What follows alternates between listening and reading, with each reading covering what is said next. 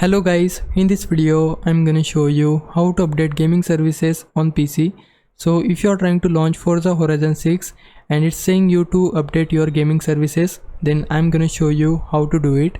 So first open Microsoft Store on your computer. After that go to library. Under it we need to use this search bar instead of using this one. So search here gaming services and then you'll find the gaming services installed on your computer. Now to update it we have two ways. First click on these three dots and then you'll find update option here. I have already updated it, that's why the option is not here.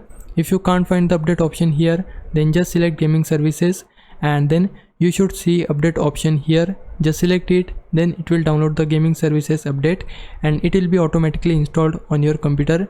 After that just close Microsoft Store and launch Forza Horizon 6 and your problem should get fixed. So this is the way. Hope this helps. Leave a like and subscribe my channel.